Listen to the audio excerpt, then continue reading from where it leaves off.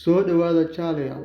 Filimku wuxuu ku bilaabmaa haweeney ku soo toosaysa wicitaan degdeg ah oo uga yimid booliska. Waxay u sheegaan in gurigooda ay ku hareeraysan yihiin maadaama dad burcad ah ay gudaha ku jiraan. Booliskuna wuxuu ku amraa in guriga ay xirato, wayna u hoggaansantaa inkastoo ay gacan ka jiidayso. Sidoo kale booliskuna wuxuu ku amraa inaanay wicitaanka dimin. Laakiin si lama filaan ah, haweeneydu waxay maqashaa booliska oo ka hadlaya in gabadheedu ay dhaawacan tahay.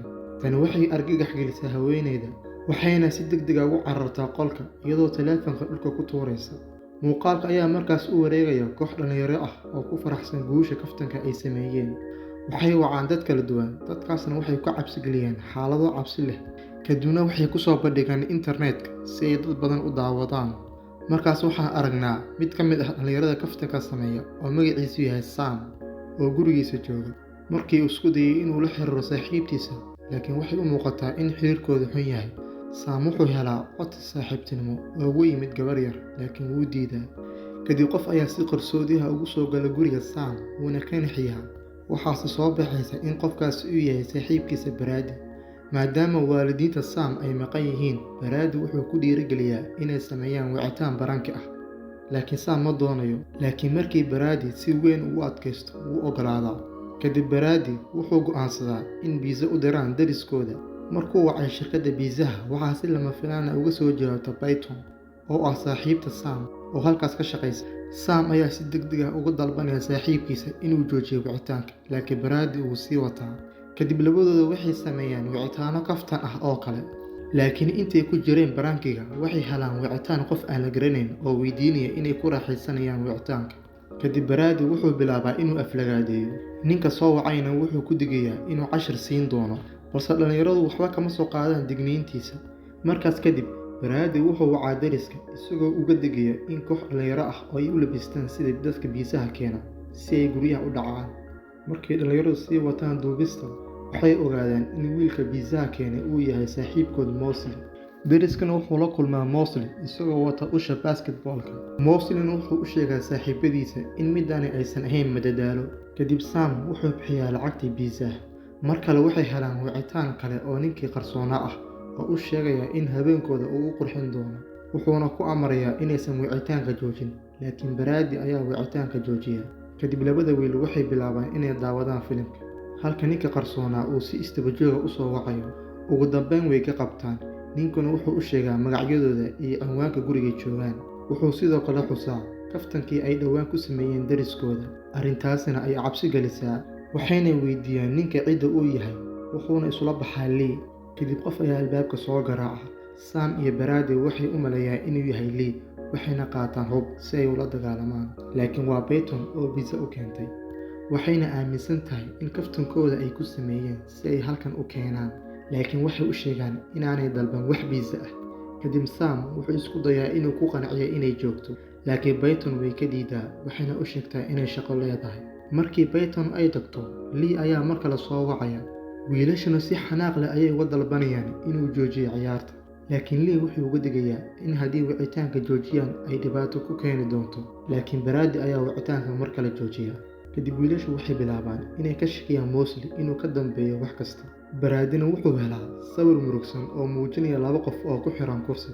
Kadib taleefanka ayaa soo wacma, waxaana ka qabta Sam. Ninkii soo wacayna wuxuu u sheegaa inaanu ahayn Mosley. Waxaana muuqata in Lee uu dhageysanayo wada sheekaysigooda.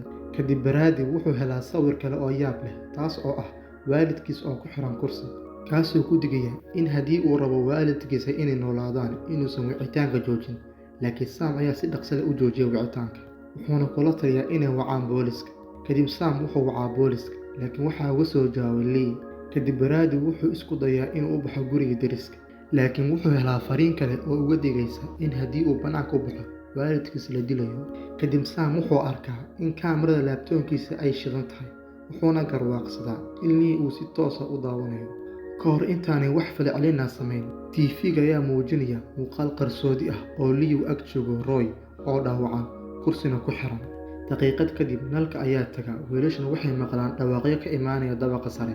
Sam wuxuu helaa fariin muuqaal ah oo muujinaysa Mosley oo ku xiran kursi. Kadib Sam wuxuu u maleeyaa inuu Mosley ku jiro dabaqa sare. Si dhaqso ah ayuu u ordaa si uu u soo badbaadiyo. halka liina uu la hadlayo baraadi wuxuuna u sheegaa inuu ogol yahay in baraadi iyo waalidkiis ay badbaadaan haddii uu dilo saaxiibkiis saamna wuxuu si degdeg ah u baaraa qolka wuxuuna ogaaday in codka uu maqlayo uu yahay codka mashiinka kadib wuxuu si dhaqso ah u ordaa inuu u soo dego hoos laakiin halkaas wuxuu ka helayaa Mosley oo ku xiran caag iyo xarig gadaasha dambe ee albaabka saamna wuxuu isku dayaa inuu badbaadiyo laakiin dhaawacu wuxuu yahay mid aad u daran Mosley wuxuu ku dhintaa halkaas kadib markii meedka qariyaan oo isnadiifiyaan Sam wuxuu weydiiyay Brady wuxuu u sheegay Lee adina wuxuu la wadaagaa Sam in la joogo waqtigii loo go'aamin lahaa cidda noolaan doonta ee cidda dhiman doonta Sam ma fahmin wax uu ka wada Brady laakiin Brady wuxuu ku adkaystaa inay cararaan wuuna og yahay in waalidkiisa la dili doono cararka awgeed laakiin taas ayaa ah halka kaliya haystaan Samna kuma raacsana fikirkaas wuxuuna ku doodaa inay jirto waddo kale ay ku baxsadaan markaas kadib TV-ga ayaa muujinaya Peyton oo la afduubanayo oo Sam ku dhalisay cabsi iyo murugo badan Brady oo argagaxsan wuxuu isku dayaa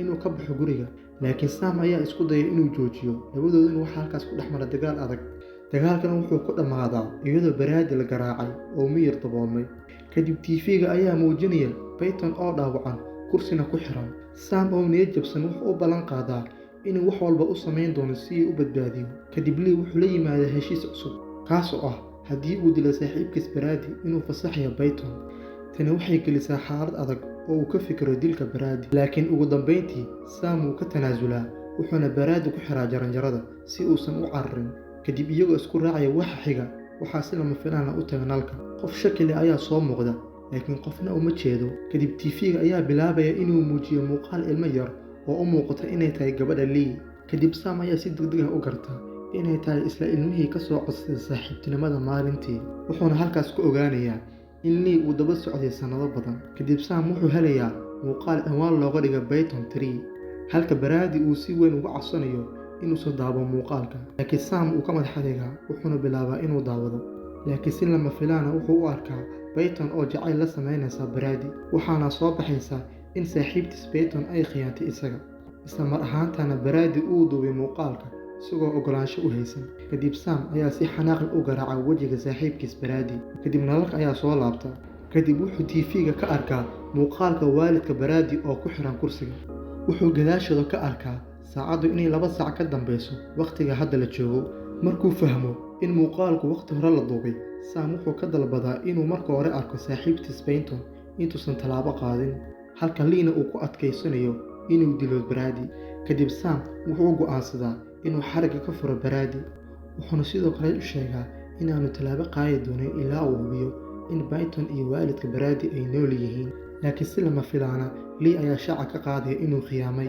wuxuuna muujinayaa muuqaal argagax leh oo muujinaya waalidka Brady oo meyd ah waxaa soo baxaysa in Lee uu horey u dilay markii u horeysay ee uu wacay wiilashaba kadib Brady wuxuu argagax badan ka qaadaa muuqaalkaas kadib Brady wuxuu ku adkaynayaa saaxiibkiisa Sam inuu baxo oo uu raadiyo kaalmo Samna wuxuu ka codsadaa inay labadooda israacaan markii Sam uu baxo Brady wuxuu albaabka ka xiraa gudaha wuxuuna u dhaqaaqaa inuu la dagaalamo Lee maadaama uu hubo in ninkaasi uu ku jiro guriga meel ka mid ah kadib Sam wuxuu banaanka ka helaa gaari cad oo meel taagan markuu baaray wuxuu ka helaa kaamirada CCTV-ga ee Lee isagoon ogaanaya in ninkaasi wax walba uu horey u qorsheeyay kadib Sam wuxuu si fudud u helaa Peyton oo xarig ku xiran uuna dhaqso u badbaadiyaa dhanka kale Brady wuxuu ka baxaa albaabka dambe wuxuuna si naxdin u helaa meydka Mosley kadib Lee ayaa gadaashiisa ka soo carara Samna wuxuu maqlaa qaylada Brady wuxuuna ku amrayaa Peyton inay booliska wacdo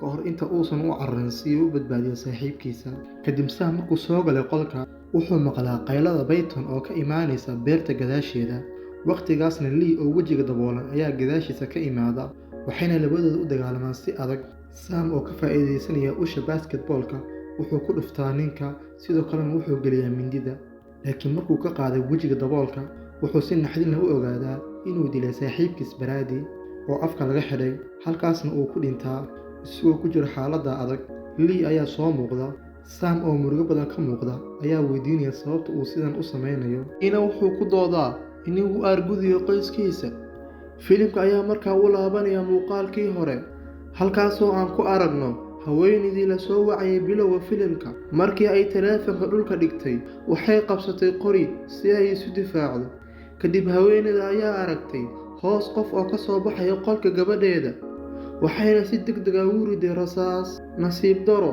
gabadheeda ayay si qalad ah u dishay. Kadib haweeneyda ayaa si weyn uga murugootay dhacdadaas, waxayna jartay nafteeda.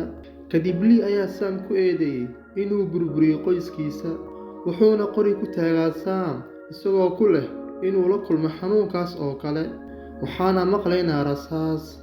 Kadib muuqaalka ayaa u wareegaya subaxdii dambe, halkaasoo aan arkayno inuu Sam weli nool yahay, laakiin wuxuu qori ku hayaa gacanta midig, mindina gacanta bidix. Kadib Sam si tartiib ah ayuu u socdaa ilaa beerta gadaasheeda, halkaas oo ay yaalaan dhammaan saaxiibadiisa oo ay ku jirto Peyton. Kadib wuxuu qayliyaa isagoo murugaysan. Booliskuna si degdeg ah ay u hareereeyaan, waxayna xidhaan Sam. Filimku wuxuu ku soo dhammaanayaa warbixin warbaahineed oo sheegaysa inuu Sam u xanaaqay markii uu arkay muuqaalka dhex mara Peyton iyo saaxiibkiis Brady, sidaas daraaddeedna uu u dilay iyaga iyo waalidka Brady.